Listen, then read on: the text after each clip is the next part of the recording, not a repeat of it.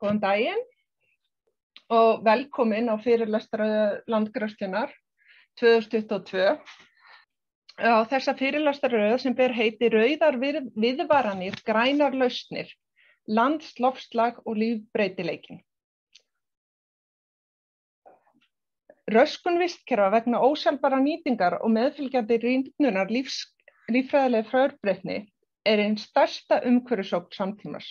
Jarðvegs- og gróðureyðing og umbreyting á náttúrulegum kerfum skerða virkni vistkerfa og auka verulega við magn gróðurhúsalofttegunda í andrúmslofti.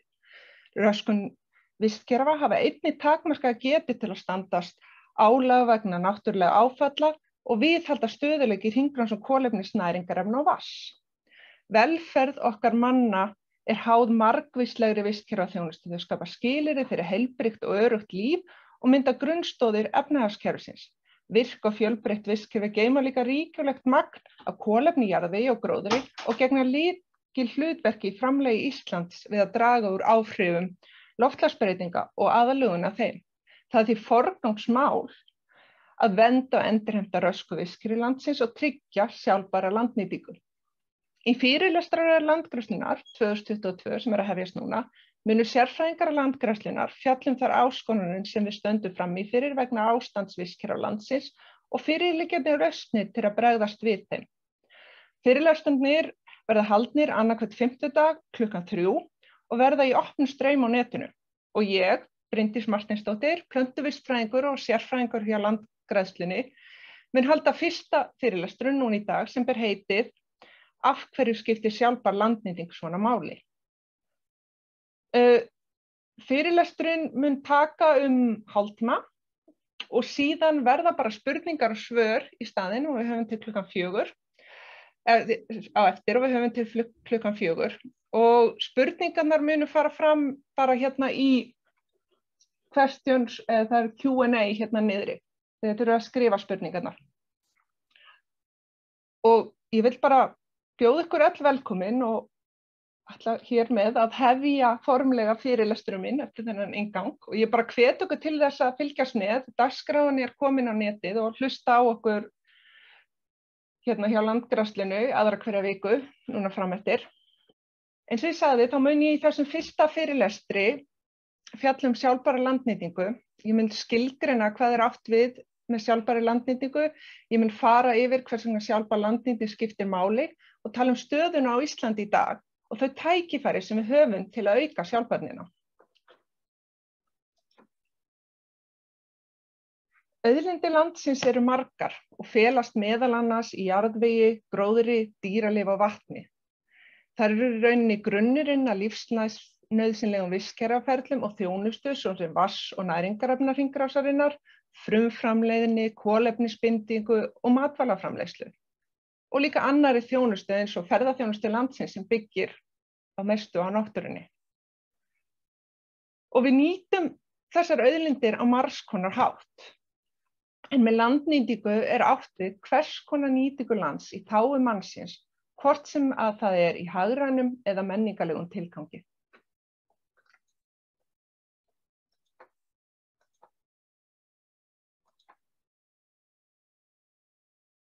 Landnýting á Íslandi margs konar, meðal annars akuryrkja, beit, ferðaþjónustu og skógrækt. Og myndin hérna sem þið fenguð smá sníkapíka af áðan, sýnir líka landnýtingu. Því að við öll, hvert eitt okkar og einasta, að nýta landið á einhvern hátt. Mér finnst til dæmis mjög gaman að fara einhvers staðar upp á fjöllaskokka og vera út í náttúrunni og þannig að nýta hana. Og mín nýting hefur áhrif. Og mörg okkar fara í berjamó eða njóta náttúrunnar og landsins gæða á annan hátt. Og þetta allt landnýting. Og það má þess vegna gera ráð fyrir að staðristi hluti landsins sé einhvers konar nýtingu. En sem komið höfum við allavega ekki nægilega kortlagning á því hvar öll þessi nýting fer fram. Á seinustu árum hefur þó umfang og gæði þeirra upplýsingar sem við höfum aukist til muna. Meðal annars í tengslu við kortlagningu landnýtingar vegna loftslagsbókhalds Íslands, sem að þetta hérna kort sýnir, sýnir meðal annars ræktarland hérna í ljósgrænu og dökkgrænu. Sést þetta ekki vel vegna þess að þetta eru svona litlir bleðar, en ef maður fer inn á kortið þá sér maður þetta vel. Og við höfum líka byrjað að kortleggja hvar mismunandi nýting er. Og þetta til dæmis kort sem unnið á Grólindarverkefninu, sem fyrsta kortlagning af þeim svæðum á Íslandi sem eru nýtt til sauðfjárbætar. Og við erum að byrja, þannig að við erum líka að vinna að því að gera öll þessi kort í nákvæmari og það verið að vinna að því að kortleggja alla þessa nýtingu betur. En þar sem að þær auðlindir á landi sem við nýtum eru takmarkaðar er rosalega mikilvægt að við nýtum þær á sjálfbæran hátt. Ýmsar alþjóðlegar skilgreiningar eru til sjálfbæra landnýtingu. Matvæla- og landbúnaðarstofnun Sameinuðu þjóðanna skilgreinir sjálfbæra landnýtingu sem nýtingu auðlinda lands, þar með talið jarðvegs, vatns, dýra og plantna til framleiðslu hráefna til að mæta þörfum mannkynsins, þar sem jafnframt tryggt langtíma geta auðlindana sem og virkni þeirra. Í lögum landgræðslu sjálfbær landnýting skilgreind sem nýting lands eða skilgreind og þar segir að nýting lands skal vera sjálfbær þannig að ekki sé gengið á auðlindir þess og þær endurheimtar eins og unnt og jafnframt að viðgangur og virkni vistkerfa haldist. Og í rauninni skilgreiningin í landgræðslulögum mjög keimlík skilgreiningunni sem ég sýni hér á ofan og annarra erlenda skilgreininga. Að undanskildu kannski að hún horfir aðeins til sjálfbærni út frá vistfræðilegum sjónarmiðum, en tekur ekki á efnahagslegum og félagslegum þáttum, þó að þeir þættir séu einnig mikilvægir. En í þessum fyrirlestri, þegar ég að tala sjálfbæra landnýtingu, þá ég að tala sjálfbæra landnýtingu eins og hún skilgreind í landgræðslulögum.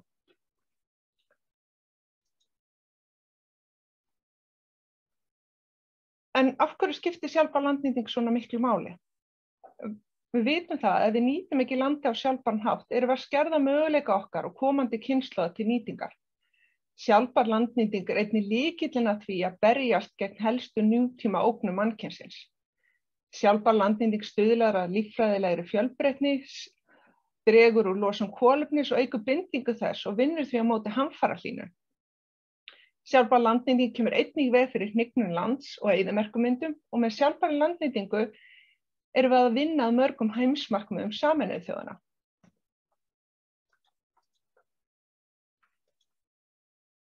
En fyrir utan það að tikka í þessi alþjóðlegu box sem að sjálfsögðu eru mjög mikilvægt, það ekki að óþörfu sem að allir þessi samningar hafa verið gerðir og heimsmarkmið Sameinuðu þjóðanna voru sett fram, þá eykur sjálfbær landnýting gæði jarðvegs. Hún dregur úr ábyrgðarþörf, hún eykur arðsemi í framleiðslu, hún tryggir hreint drykkjarvatn, dregur úr flóðum, kemur í veg fyrir mengun og fleira.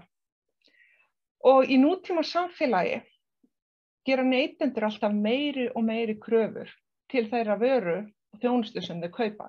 Þannig ef við ætlum að vera samkeppnishæf, þurfum við að tryggja að framleiðsla okkar og svo þjónusta sem við veitum byggi á sjálfbærri nýtingu lands.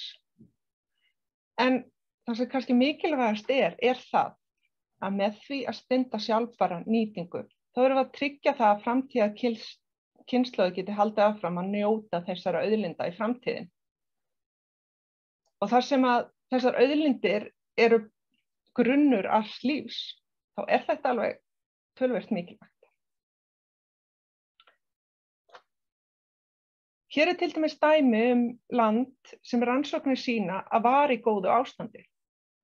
Á meðan það í góðu ástandi, þá það mikil kolefnisbinding, hringrás næringarefna öflug, framleiðni mikil, sem gerir þetta miklu góðu beitalandi út af það mikil uppskila, vatnsmiðlun góð, fjölbreytileiki mikill og þetta búsvæði margra dýra og fugla. En landið var meðal annars notað til beitar og viðartekju og annarra nýta og landnýtingin var hér áður fyrr ósjálfbær sem leiddi til hnignunar landsins. Og með hnignuninni þá hurfu allar þessar auðlindir. Og landið svona í dag. Þar losun kolefnis, hringrás næringarefna og vatnsmiðlun ekki til staðar, framleiðnin lítil sem engin, þannig að þetta land ekki lengur gott beitaland. Það enga viðurtæki að fá þarna. Það lítil fjölbreytni og þetta ekki lengur ákjósanlegt svæði úr svæði dýra. Ég meina, ef ég var í fugla myndi ég ekkert mikið vilja vera þarna. Þannig að svæði sem var áður mjög kjörið til sjálfbærar nýtingar ekki lengur hægt að nýta. Ósjálfbær landnýting fyrri kynslóða leiddi til þess að við getum ekki nýtt auðlindir þessa lands í dag. Hér fyrr á öldum snerist þetta oft að lifa af. Þessi ósjálfbæra landnýting var í raun nauðsyn og þekkingin var ekki eins mikil, en í dag vitum við betur og þetta ekki nauðsyn. En góðu fréttirnar að með sjálfbærri landnýtingu og endurheimt og aðgerðum þá hægt að snúa þessu ferli við og koma þessu landi aftur í gott ástand. Þannig að það tækifæri. Þegar horft til mikilvægi sjálfbærrar landnýtingar ekki skrítið að áhugi á sjálfbærri landnýtingu hafi aukist mjög á seinustu árum á alþjóðlegum vettvangi. Ef maður skoðar lykilstef erlendis, þá sjálfbærnin þar stór þáttur í landnýtingu hjá flestum þjóðum og alþjóðlega stofnanir hafa gefið fjölmörg rit málefni. Hérna bara nokkrar sem ég setti fram. Og ef maður skoða bara áhuga vísindasamfélagsins á þessu málefni, þá sér maður að það hefur verið aukast til muna seinustu 20 árin. Hér sjáum þið til dæmis graf sem sýnir fjöldi birtinga eins og í vísindatímaritum málefni sem tengja sjálfbærri landnýtingu. Þetta hefur aukist ansi mikið. Og ég meina sama hefur verið upp á teningum hérlendis. Áhersla á sjálfbæra landnýtingu hefur verið að aukast hérlendis. Og það hefur verið gefnar út ýmsar skýrslur á vegum ríkisins þetta málefni. Til dæmis eins og þessi 3 sem ég sýni hérna beitarstjórnun og sjálfbæra landnýtingu, landnotkun í dreifbýli og sjálfbæra landnýtingu og landbúnað og matvælakerfi í átt að sjálfbærri þróun. Mæli með öllum þessum skýrslum. Og síðan ef maður skoðar helstu stefnur, helstu hagaðila og framleiðanda sem byggja sína framleiðslu og afkomu af nýtingu lands, þá allstaðar lagt mikil áhersla á sjálfbæra nýtingu.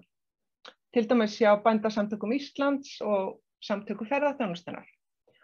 Síðan alltaf má ekki gleyma því að það voru samþykkt ný landgræðslulög 2018 sem í raun gera kröfu. Það orðin lagaleg krafa að landnýting skuli vera sjálfbær.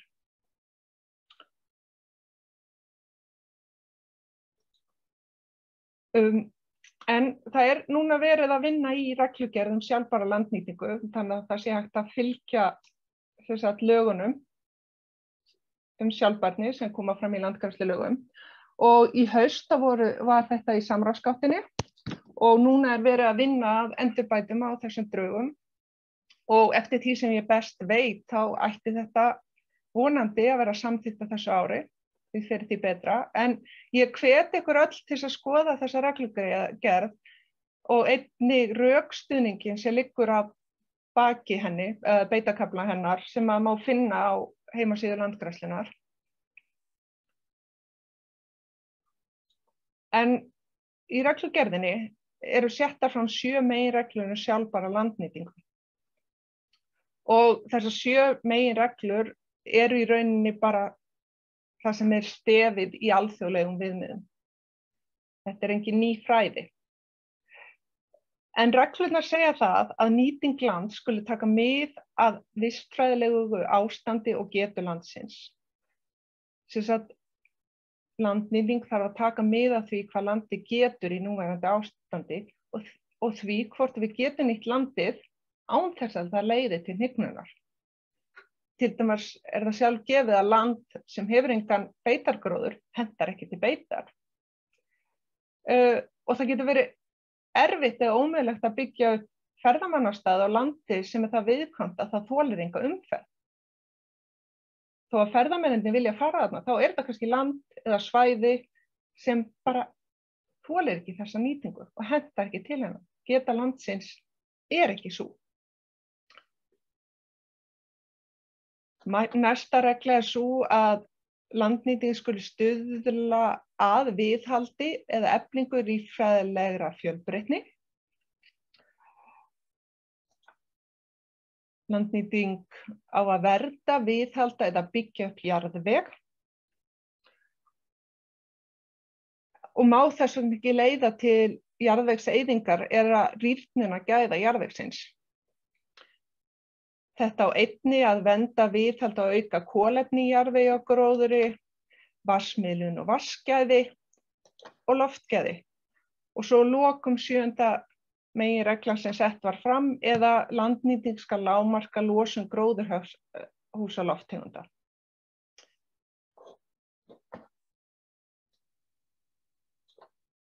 Og ef við fylgjum þessum meginreglum, þá tryggjum við að við göngum ekki auðlindir landsins og að viðgangur og virkni vistkerfa haldist.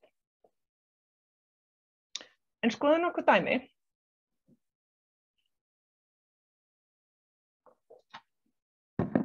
Hérna dæmi frá Víti, vinsælum ferðamannastaði og hér sést greinilega hvernig þessi landnýting hefur leitt til jarðvegseyðingar og hnignunar lands umhverfis þetta svæði. Þessi nýting eins og hún þarna í dag myndi ekki teljast sjálfbær. Eða hvað? Hérna svo annað dæmi frá Dimmuborgum, þar sem að nýting þessa lands til ferðaþjónustu myndi líklega stikki öll sjálfbærnibóksinn. Alveg sama hvað fólki finnst malbikuðu göngustígana. Og síðan náttúrulega líka alltaf eins og með ferðamannastöðina spurningin, þetta vistfræðilega sjálfbært, en þetta ásættanlega breytingar? Þá fara hinir félagslegi þáttur sjálfbærniðina að kikka inn, en ég ætla ekki að fjalla það hérna. En hvað með þetta land? Hægt að nýta það allt til beitar og sjálfbæran hátt? Fremst sjáum við land þar sem að fyrri landgæði hafa verið endurheimt að miklum hluta. En í bakgrunn eru svæði sem að það endurheimt í gangi. Þið sjáu hérna rauðleitu svæðin þar sem eru uppgræðslusvæði og annað. Og það verið að gera það samhliða beitinni. Getur þetta land talist í sjálfbærri nýtingu í núverandi ástandi? Hér svo annað dæmi hrossabeitarhólf. Gróðurinn í fínu lagi, landi lítur vel út og geta þessi mikil. En aftur á móti þetta land á framræstri mýri, sem þýðir það að þetta land framræst til að nýta það til beitar, en framræslan leiðir til hnignunar jarðvegs og losunar gróðurhúsalofttegunda. Það sjálfbært?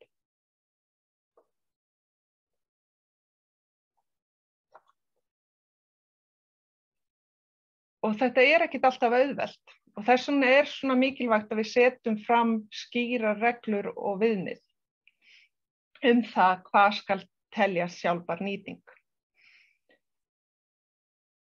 En til þess að við getum nýtt land á sjálfbæran hátt, þarf ýmislegt að vera til staðar. Við þurfum að hafa góða þekkingu á vistfræðilegu ástandi lands og getu landsins til að geta sagt hvort að landnýtingi sé sjálfbær. Við þurfum að hafa þekkingu á því hvernig við skipuleggjum sjálfbæra nýtingu, hvað þurfum að gera, hvað gerum við til að tryggja nýtingu og tryggja við uppfyllum öll þessi markmið. Við þurfum að vakta ástand landsins og það hvað áhrif nýtingin að hafa á landið. Þar sem við sjáum ekki alltaf breytingarnar. Til dæmis við hnignun gæðajarðvegs við akuryrkju. Það er ekkert endilega eitthvað sem við sjáum, en jarðvegurinn getur verið að tapa næringarefnum og hnigna. Og við þurfum líka að tryggja venjur, lög og reglur og stuðningsgreiðslur tengda landnýtingu styðji við þessa meginreglur, sé að ýta undir sjálfbærnina en ekki kannski vinna á móti.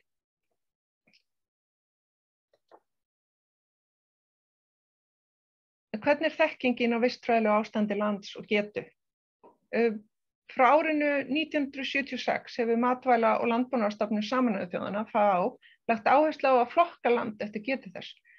Fjöldi landa byggir nú sína landnýtingu á því og sem þýðir að landnýtingin er aðlöguð að landinu og getu þess. Ræktun stunduð þar sem það hentar best, beit búdýra, búfénaðar sér á svæðin sem henta ekki til ræktunar en henta til beitar og svo eru ýmis svæði sem eru bara skilgreind sem að það getur verið ferðaþjónustuland svæði eða svæði sem henta aðeins til útivistar. Og svo önnur svæði sem bara henta einfaldlega ekki til neinnar nýtingar. Dæmi slík svæði geta verið svæði með litla framleiðni vegna veðurfarsþátta, viðkvæm svæði, svæði í mjög hnignuðu ástandi eða annað. Og þó að þetta sé eitthvað sem kom fyrst fram 1976, þá er sama hvað ég skoða, hérna er nokkuð dæmi, nokkuð lönd sem hafa sem sagt kortlagt getu lands, að þó að aðferðafræðin sé stundum svolítið ólík á milli landa, þá er þetta alltaf byggja á þessari grunnaðferðafræði sem kom fram 1976.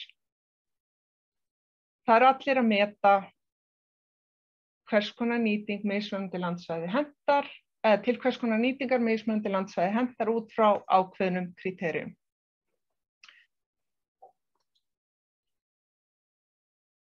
Í raun höfum við á Íslandi þangað til nýlega lítið gert að því að flokka land út frá getu þess.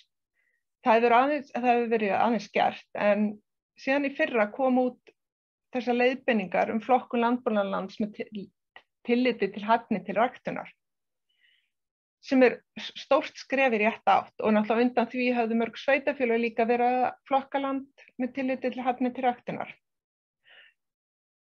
En ég hef allavega ekki rekist á neinar tillögur eða sambærileg plögg hvernig við eigum að flokka annað land til annarra nytja, land til beitar, hvaða land hentar til uppbyggingar ferðaþjónustu og svo framvegis. Hérna til hliðar þá sjáum við svona sambærilegt sem hefur verið gert fyrir einn flokk, landshluta í Ástralíu, New South Wales, þar sem landið er bara flokkað heildstætt óháð nýtingu. Hérna er bæði verið að flokka bara land, hentar það til beitar, hentar það til beitar og ýmsar, eða bara akuryrkju, hentar það bara til skógræktar eða hentar það ekki til neins. Eða ekki neins, bara til útivistar og friðunar. Og ef við skoðum okkar flokkun, þetta plagg hérna, þá er þetta í rauninni bara byrjunin. Þetta nær í rauninni og frá öðrum kerfum, frá öðrum löndum í rauninni bara yfir 3 fleistu flokkana. Og ég myndi vilja sjá að við gerðum þetta á skipulegan hátt fyrir allt landið. Værum ekki að taka hverja landnýtingargrein út af fyrir sig, heldur myndum gera þetta bara í heildina. Hvað hentar hvert landsvæði til, eða þannig, hver er geta landsins? Og við getum bætt okkur með þessu. En síðan er það nauðsynlegt að hafa þekkingu á því hvernig við skipuleggjum nýtinguna á sjálfbæran hátt. Og sú þekking er til staðar. Það hafi verið gerðar ótal skýrslur og leiðbeiningar þetta erlendis. En hins vegar virðist vera svolítið skortur á innlendum leiðbeiningum. Það er eitthvað til en oft er djúpt á því og sumt orðið gamalt. Ég fann til dæmis ágætis leiðbeiningar sem eru bara komnar til ára sinna góða búskaparhætti frá 2002 og það er alveg ljóst að þarna getum við bætt okkur mikið. En það er náttúrulega ýmislegt samt gott að gerast eins og leiðbeiningarnar sem koma fram í drögum að reglugerð um sjálfbæra landnýtingu og maður sér bæði í stjórnarsáttmálanum, nýju ríkisstjórnarinnar og nýju landbúnaðarstefnunni og það er líka verið að gera ráð fyrir því í ferðaþjónustu er gert ráð fyrir að auka mjög þekkingaröflun á þessu sviði. Og við höfum verið að stunda ykkur rannsóknir, mættum hafa stundað meiri, en þekkingin er samt til þarna. Þetta ætti ekki að stoppa okkur. Við vitum alveg hvað þarf að gera. Og það eru ýmis áhugaverð verkefni í gangi eins og verkefni um loftslagsvænan landbúnað og náttúruvernd sem að meðal annars Landgræðslan kemur af með ráðgjafarmiðstöð landbúnaðarins, skógræktin og fleirum. Að þetta eru dæmi um verkefni þar sem er verið að breyta nýtingi átt að meiri sjálfbærni. Og síðan eru náttúrulega alls konar aðilar að gera flotta hluti. Og þetta er til dæmis dæmi bara Akureyrskeið í Gunnarsholti. Þar hefur meðal annars verið ræktað vetrarhveiti til að loka ökrum yfir veturinn og koma þannig í veg fyrir jarðvegseyðingu og tap á lífrænum efnum. Og við megum ekki gleyma því að jarðvegurinn er auðlind sem ber að vernda eins og kostur er. Og við gerum það meðal annars með því að skilja ekki akra opni við veturinn eða með því að passa okkur að plæja bara rétt á vorin áður en sáðir. Og því að ef við gerum það ekki, þá erum við í rauninni að stuðla hnignun jarðvegs og taps á næringarefnum. Það tapast næringarefni og jarðvegur í vondu veðrunum sem koma á veturnar og rokinu þegar jarðvegurinn er þurr og opinn. En það er einmitt einn af kostunum við sjálfbæra landnýtingu að við töpum minna næringarefnum og þurfum því minna tilbúnum áburði eða getum sleppt honum alveg sem er bæði gott fyrir umhverfið og fjárhaginn. Kannski sérstaklega einmitt í ástandinu eins og í dag með þess að hækkun áburðarverðs annars.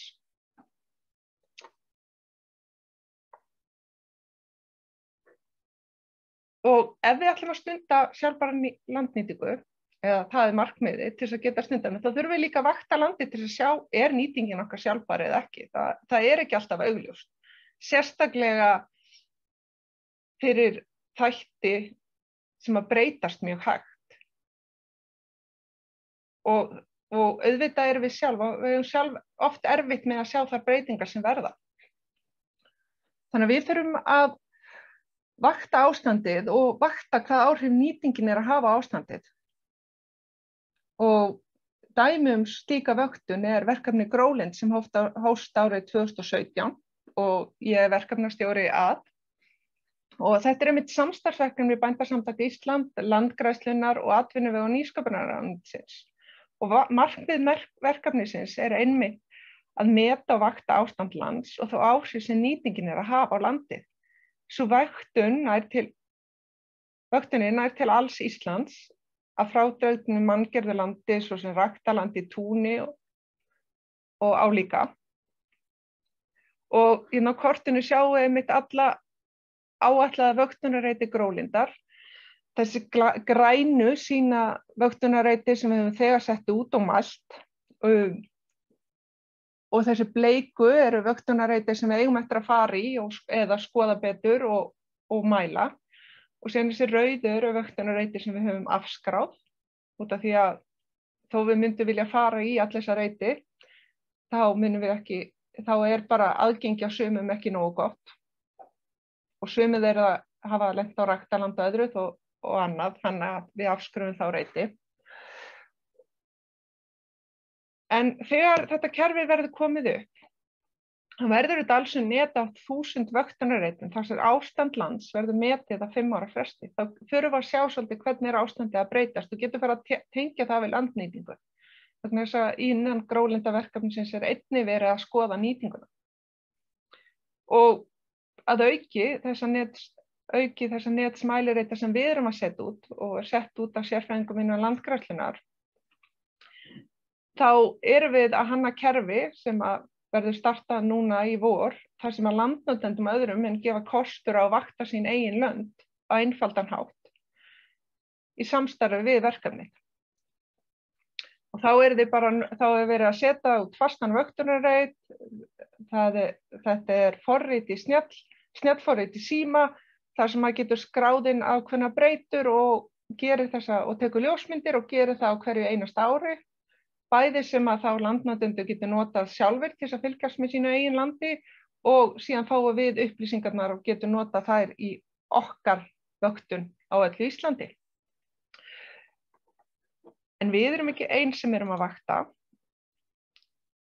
Náttúrufræðistofnun vaktar til dæmis náttúruverndarsvæði og í samstarfi við náttúrustofurnar og fleiri. Og Umhverfisstofnun er að vakta friðlýst svæði. Eða sem sagt þessar 2 stofnanir eru í raun að vakta ferðamannastaði sem eru á náttúruverndarsvæðum og friðlýstum svæðum. Og síðan er náttúrulega alls konar önnur vöktun, oft í tengslum við virkjanir og áhrif þeirra á landið og annað.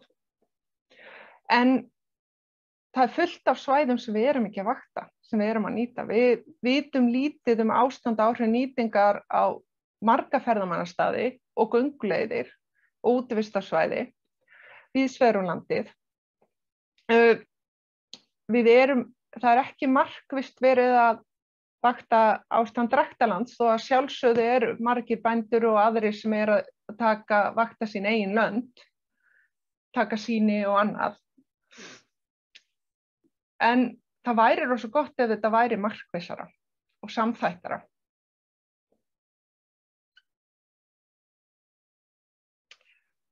Að lokum, til þess að tryggja sjálfbæra landnýtingu þurfa að tryggja að venjulög, reglur og stuðningsgreiðslur til landnýtingar beini landnýtingu í átt að sjálfbærni.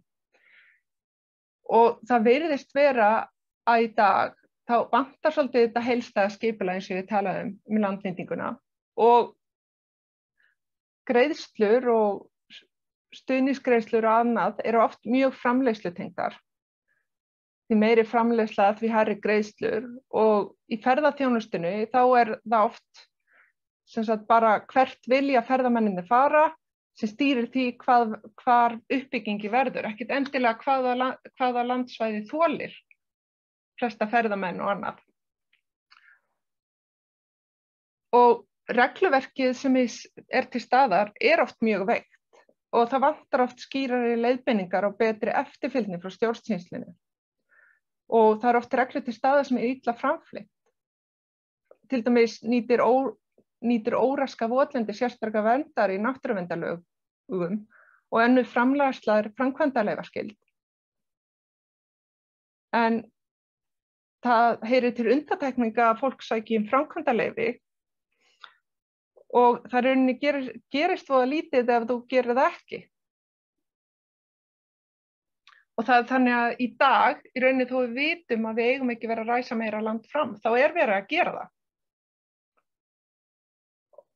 Og jafnvel í þessum leiðbeiningum sem sýndum flokkun landbúnaðarlands til ræktunar er verið að flokka mýrar sem gott ræktarland, svo lengi sem hægt sé að þurrka það. Reyndar það eru fyrirvarar í skýrslunni og maður eigi líka að fylgja sjálfbærri landnýtingu, en samt. Og að mínu mati er þessi þáttur eitt stærsti þröskuldurinn í því að ná sjálfbærni. Og við þurfum að bara breyta þessu. Og við sjáum það að stefna margra annar þjóða hefur breyst hvað þetta varðar. Og sérstaklega kannski þeirra sem við viljum bera okkur saman við. Og umhverfissjónarmið er alltaf að hafa meira og meira vægi. Evrópusambandið er til dæmis að kolvarpa sinni stefnu í landnýtingu. Þegar horfið frá framleiðslutengdum styrkjum og grunnur styrkjanna núna er að miklu leyti sjálfbær landnýting. Mikið er búsetustyrkir þar sem bændur geta fengið greiðslu fyrir umhverfisþjónustu, til dæmis að hugsa og vernda mikilvæg bústæði fugla sem eru á þeirra landræð, viðhalda votlendi og það er einnig greitt fyrir endurheimt vistkerfa. Og síðan eru til dæmis eins og í Bretlandi, þeir eru að fara út í það að skilyrða mikið af greiðslunum sínum við að þú notir aðferðir í landbúnaði sem styðja við umhverfis- og loftslagsaðgerðir. Og að sjálfsögðu erum við að gera margt gott á Íslandi en við gætum alveg gert miklu betur og eitt af því sem við þurfum að gera er svolítið að breyta þessu kerfi.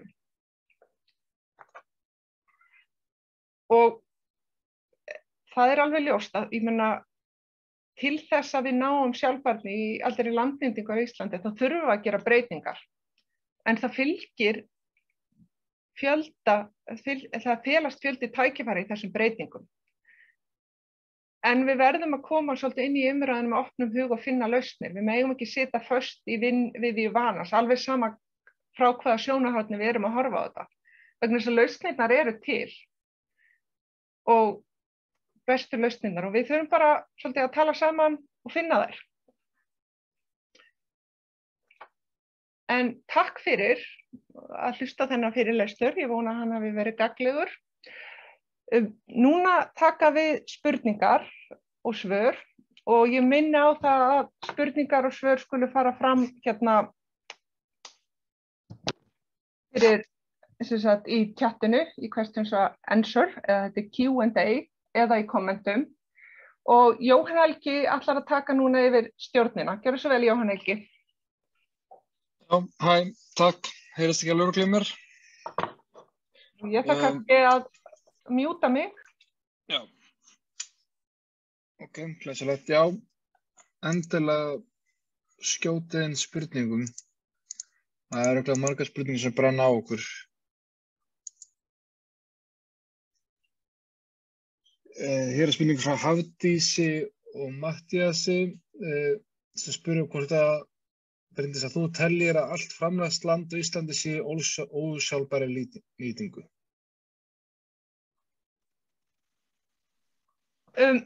Sko, ef maður skoðar þessa meginreglur og líka hvernig alþjóðasamfélagið að horfa á það, þá ef að í framræsta svæðinu sem í nýtingunni, ef að það jarðvegurinn að hnigna og þetta að losa koltvísýring, þá myndi þetta teljast ósjálfbært. Svona, já.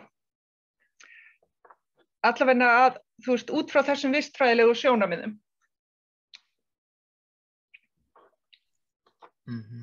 Ok. Kannski hann spyrir á tengslum við þetta. Sko, það oft að tala að við þurfum að endurheimta votlendi og þá yfirleitt alltaf tala allt það sem ekki ræktanlegri nýtingu. Já. En þegar þú segir að þetta sé raun og verið ósjálfbær landnýting á framræstum mýrum, en hversu mikinn áherslu ættum við að setja á að stöðva þessa nýtingu móti því að stoppa okkur aðra, Bryndís? Sko, ég myndi segja eins og í mýrunum, og þetta kemur kannski annar spurningu hérna líka að, þú veist, við erum með ofboðslega mikið af landi sem hefur verið framræst sem ekki nýtingu. Auðvitað, við eigum bara að byrja á því. Byrjum að fylla í þá skurði og endurheimta það land. Og ég veit til dæmis að hjá sumum öðrum þjóðum þá hefur verið svolítið hlutirnir að færast í það að það verið að bleyta upp í mýrunum og nýta það sem beitarland, svona blautt, og síðan verið þá að færa ræktarlandið á önnur svæði. Ég geti hugsað mig til dæmis eins og hérna, þú veist, þetta náttúrulega bara langt, menn þetta ekkert sem við erum að fara að breyta sko á morgun, en maður sér fyrir sér, þú veist, bara ef maður með smá hugaflug hérna, öll þessi svæði á Suðurlandi sem að hugsanlega var hægt að nýta til ræktunar, þessi sandsvæði, eins og hefur bara gerst í kringu Gunnarsholt, þetta var alltaf eyðimörk hérna áður fyrir, en nú þetta orðið eitt fínasta ræktarland. Getum við byggt upp meiri svona svæði og þá kannski hlíft og endurheimt votlendi sem núna verið að nýta til ræktunar. Þú veist, eitthvað svoleiðis hægt að gera? Þú veist, þetta langhlaup. Ok, og kannski svona ein spurning viðbótum votlendið frá Rafni Helgasyni. Hann með 2 spurningar. Hverjar eru helstu áskorunir við að framfylgja regluverki hætta framræslu? Hvar boltinn? Og seinni, hve mikið af framræstarlandi telst ekki nýtingu? Já, heyrðu, ég var nú kannski búin að svara seinni hlutunum að ég held sko, ef ég man tölurnar rétt, þá þetta alveg bara liggur við helminguri. Þetta allavega rosalega mikið að landi, þannig að við gætum bara farið á fullt núna í það að fylla upp í skurði og þá sem að hægt að fylla upp og bleyta upp í mýrunum án þess að taka nokkru ræktarlandi. Og verið að gera það í nokkur ára en við varum búið með þær allar. En sem sagt, og hinn spurningin sem að ég núna aðeins búin að gleyma var... hversu mikið að landið helst ekki? Nei, hver helstu áskoranirnar? Já, áskoranirnar og bara hvað boltinn, hver ábyrgur fyrir að framfylgja regluverkinu? Sko, helstu áskoranirnar eru í rauninni, þú veist, reglurnar eru þarna, fólk ekki að fara eftir þeim og þó að þetta sé tilkynnt, hvort sem það sé til sveitarfélagana eða umhverfisstofnunina, þá ekkert neitt gert, eða allavega lítið gert, allavega með við það sem ég hef heyrt. Og helstu áskoranir kannski að breyta þessu, líka bara breyta viðhorfinu. Þú veist, við vitum það að sem sagt, með því að þurrka upp votlendi, þá erum við að losa gróðurhúsalofttegundir og það ekki sjálfbært og við eigum ekki að vera að gera það. En samt erum við ennþá að gera það, það einhvern veginn lítið framhjá því að það sé gert. Þannig ég held að þetta sé breyting á viðhorfi sem þarf svolítið að eiga sér stað. Mitt. Svo ein spurning sem svarast með stuttum orðum framleiðsluna, svo við endum ekki bara að tala votlendi í dag. Hve há eða lág þarf vatnsstaðan að vera, þannig að við teljum það framræst? Þessi spurning kemur frá Sigurði Þóri. Sko, svo lengi sem að vatnsstaðan það lág að það hafið sem sagt, niðurbrot efna og að lífrænu efnin sem eru í rauninni yfirleitt föst í mýrinni fara að brotna niður, þá telst að framræst að einhverju leyti. Ok. Svo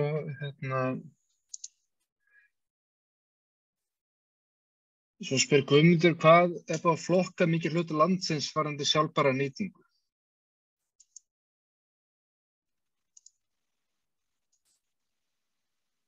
Bryndís, þú mute.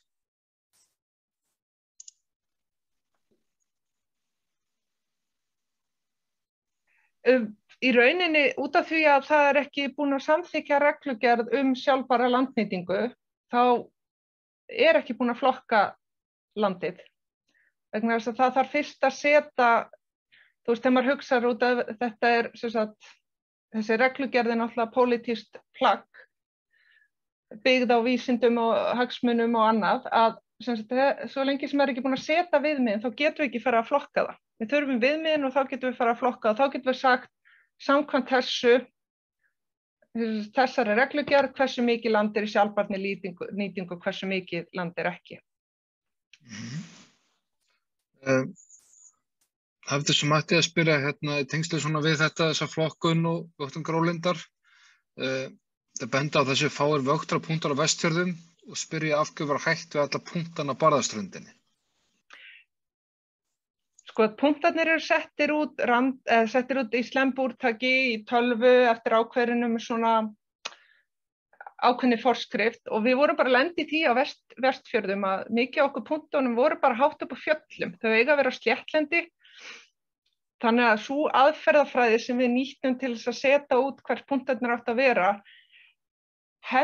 sjáum við eftir að ekki drosa vel í svona brattlendu svæði eins og Vestfjörðirnir eru. Þannig að í rauninni hugmyndin okkar við ætlum ekki að skilja alla Vestfjörðirnir út undan, heldur þurfum við sem sagt, að koma upp með aðra aðferðafræði til þess að setja út punkta þar.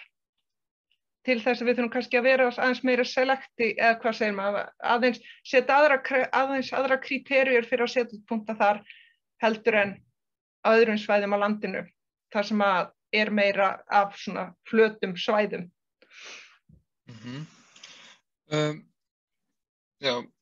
Sveinn spyr, telur þú Bryndís að á einhverjum afrétt á Suðurlandi sé beitanýting með sjálfbærum hætti?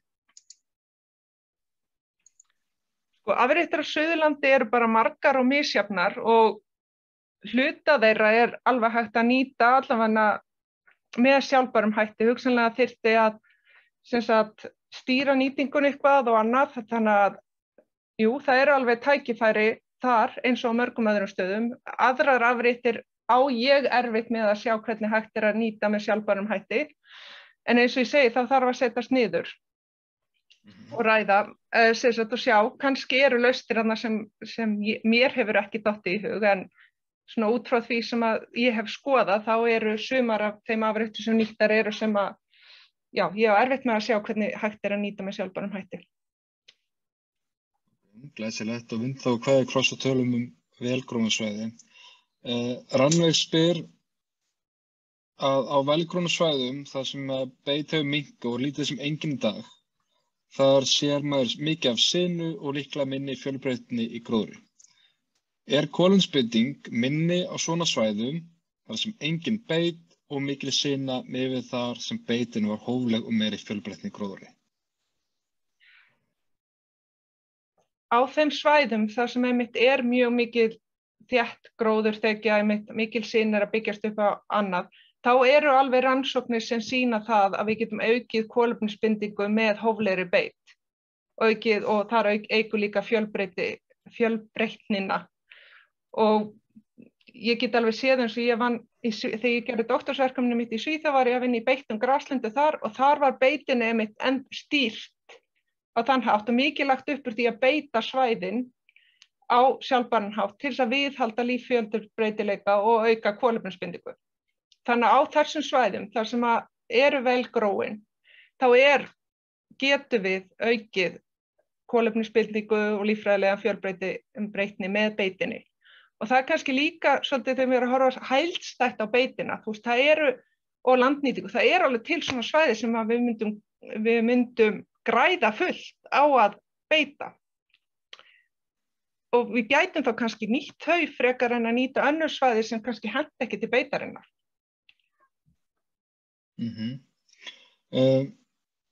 Stefán Örn Snæbjörnsson spyr hver AFOLU losun Íslands, og það sem sagt Agriculture, Forestry and Other Land Use and Land Use Changes and Forestry.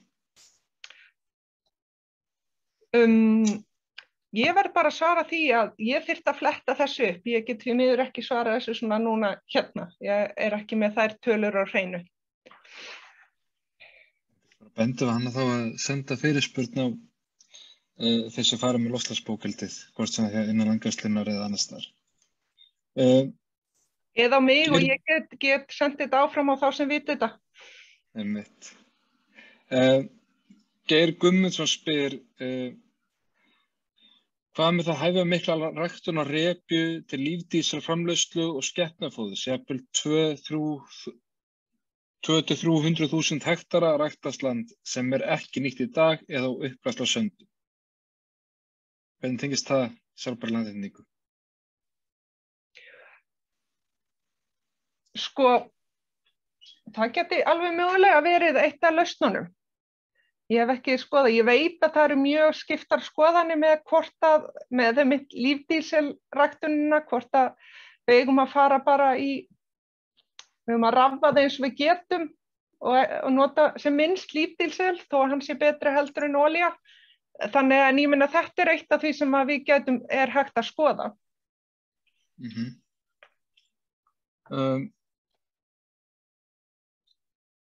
Við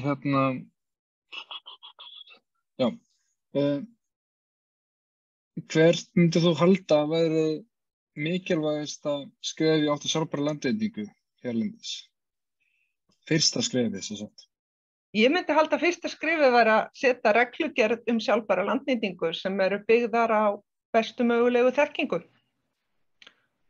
Og síðan fá alla aðila að borðinu til þess að vinna því hvernig við vinnum eftir svona reglugerð og hvernig við getum gert þetta og ef ég að segja, það fyrsta skrefið, en síðan þarf náttúrulega allt kerfið að breytast í kring, stuðningsgreiðslur í landbúnaði og annað, til þess að við getum unnið eftir þessum reglum og til þess að við tryggjum líka samhliða aðrar hliðar sjálfbærnina, búseti í landinu, matvælaöryggi og allt þetta. Rannveig frá Landvernd spyr hvar við stöndum í þessum málum samanborið við hin Norðurlöndin, sjálfbæra landnýtingu. Ef við tökum til dæmis Noreg til dæmis, þá eru þeir með einmitt mjög flott plagg þar sem að þeir eru að að flokka sitt kerfi eftir því hvernig það henta til nýtingar, til dæmis eins og með beitarnýtinguna. Að segja að sumt land hentar ekki til beitar, annað land hentar og að flokka þar. Og þar eru þeirra bestu beitilönd til dæmis oft þessi skógarnir. Og þar, en ég veit líka að þar hvað maður að segja, þar eru vandamál með beit og hreindýrabeit og annað, og þegar ég tala við kollega mína þar, þá líka svona skiptar skoðanir þar. Þannig að, og til dæmis í Svíþjóð þar sem ég fylgist líka með, þá rosaleg umræða núna ef þú ert að hugsa sjálfbæra landnýtingu, þá kannski stærsta umræðan sem ég sé í mínum helli hvort að skógrakt í Svíþjóð sé sjálfbær eða ekki, og það miklar umræður það og skrifa í blöðin og annað. Þannig að þú veist, ég held að ekkert land sé orðið fullkomið í þessu, en við erum öll að færast í áttina og við getum alveg lært fullt af Norðurlöndunum, og þeir eru kannski þar sem þeir eru allavega komnir lengri en við öll þessi upplýsingaöflun og búin að gefa út meira leiðbeiningum og annað sem við höfum ekki. Og þau eru náttúrulega líka hluti fyrir utan Noreg af Evrópusambandinu og fylgja þá þessari landbúnaðarstefnu sem þar, sem alls ekki gallalaus, en hún þó allavega að fara í rétta átt. Þannig að þetta var rosalega loðisvar við spurningu Rannveigar. Ég bara veit ekki, ég hef ekki séð neitt samanburð, en svona þetta mín tilfinning. Við erum ekkert,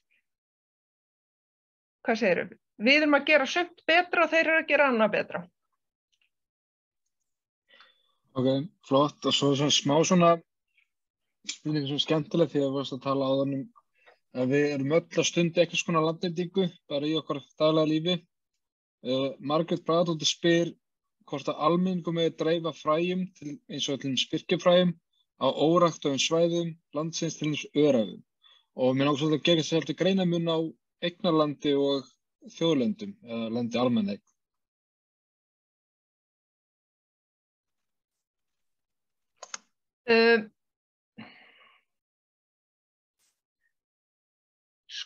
Þetta kannski lögfræðileg spurning, hvort það má eða má ekki. Ég myndi telja til dæmis á eignarlandi að þú ætti nú að vera í samstarfi við landeigandann. Hann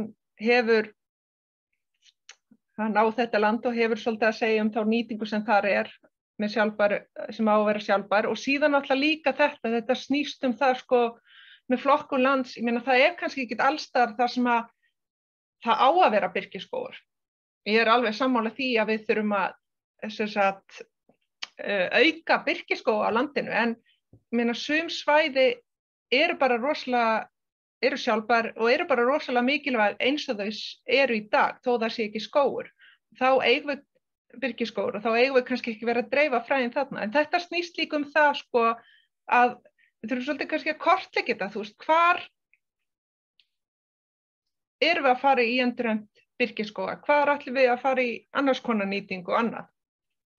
Þannig að það erfitt að svara þessari spurningu, en ég persónulega myndi ekki fara að dreifa birkifræi bara einhvers staðar án þess að vera búin að tala við sérfræðing í málinu hvar ég ætti að dreifa þeim og tala við landeigendur. Mitt að segja nefna líka tengst að þetta með eins og með staðarerfðaefnið og svona, það vera ekki að blanda öllu saman. Já, auðvitað, við viljum halda í erfðaefni á hverjum stað og ekki vera gera birki á Íslandi einsleitar en það þarf að vera.